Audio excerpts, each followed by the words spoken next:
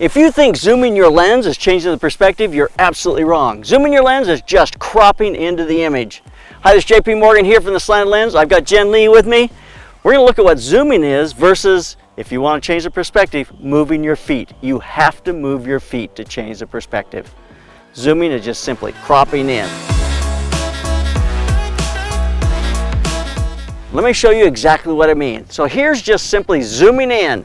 Now, it may change the focus. The focus is going to change a little bit because as I zoom in on a longer lens, that shallower depth of field is going to start to build. So it will change the focus, but it will not change the perspective. So I'm on the Tamron 35 to 150 228.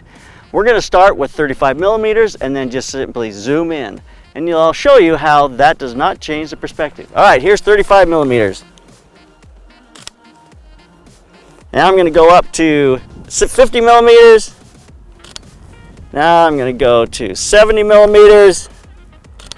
Now we're going to 85, bless you, 85 millimeters.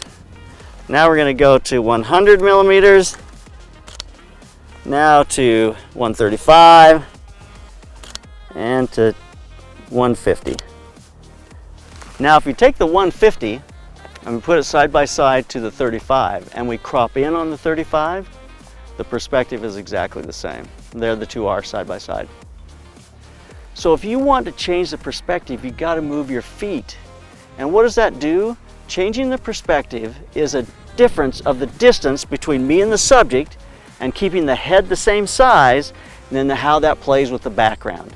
As I walk in, as I get closer, and as I keep her head the same size in the frame, then the background's going to start to push away from me if I'm going from a long lens to a short lens.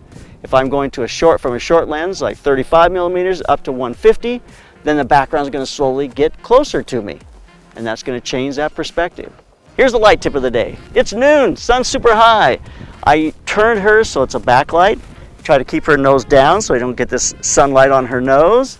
And then we put a strobe in. I shot at 1/250th of a second at f11 and did full power on the FJ400, and that gave me a beautiful kind of light on her face, and it darkened everything around us. Otherwise, all of this brown out here would have just blown out. The path would have blown out. So that's how we lit this thing, made it very simple. Single light, using the shutter to control the ambient, and the aperture to also help control the ambient, because we went to f11 and the FJ400 gave us an exposure to f11, which made it work really well. So there's how we lit it.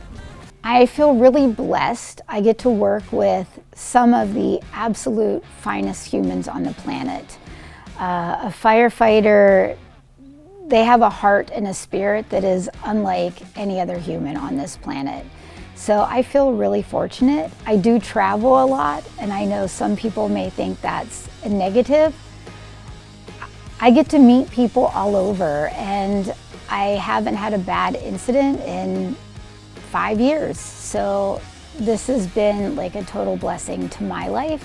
I'm inspired daily by the people that I get to work with and interact with. These guys destroy everything. So, you know, SKB is wonderful because whether it's tools for the trade or whether it's their own personal hunting gear, it's going to keep it safe, it's going to keep it unbroken and used for many years to come.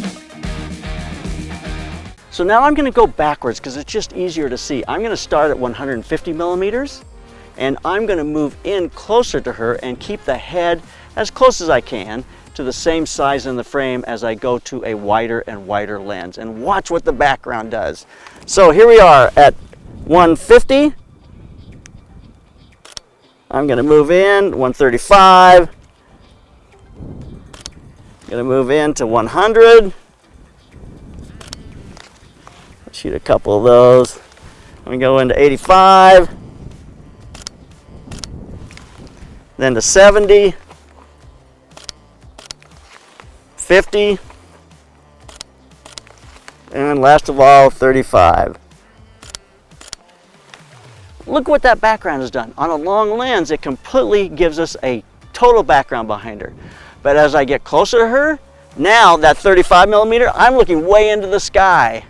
If I'm smart, I'll take a knee with that 35 millimeter and I'll shoot down in here. Now I've got something interesting going on.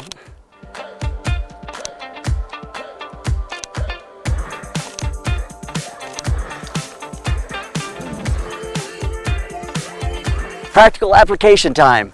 If I'm on a long lens, it makes my background more simple because I'm able to blur out the background and it becomes just one large wash on my person. If I'm on a wide lens, I can get low and look up into the sky. And now I've got blue, and that makes the background simple because it's all one solid color. So if you want to simplify your background, learn how to move your feet and change your perspective, because that's going to give you the advantage to control that background and to make it into what you want. Now, if my perspective is that I want to see this path, like this is the long journey she has to make, then I'll go to that wide lens and I'll go up high and I'll look down into that long journey she has to make.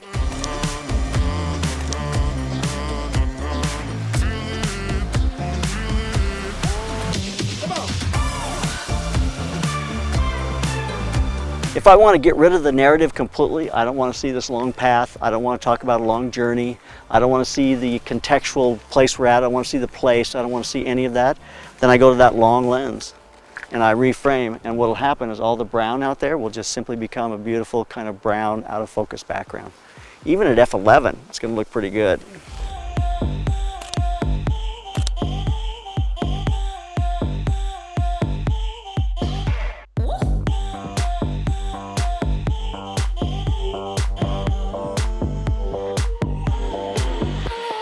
So the narrative is gone at that point. It's just about the background. It's using that background just as a simple, kind of beautiful canvas to present her on. So there's the difference. You have to move your feet if you want to change the perspective. The perspective allows you to have control of the background. It allows you to have control of the narrative. You can see the whole world, you can get rid of the whole world, depending on what you want to do. It helps you to get really kind of simple images. When I get down low, I see into the sky. When I get that long lens, I see and kind of blur out the background. So all those things are at your control if you move your feet. And also if you get off from eye level, it kills me. People shoot everything at eye level, like somehow where I'm standing here is where I'm supposed to be. Get down here, get up high. Change that perspective as far as eye level as well. That makes a huge difference in the image. So there's a look at changing the perspective by moving your feet. So keep those cameras rolling, keep on clicking.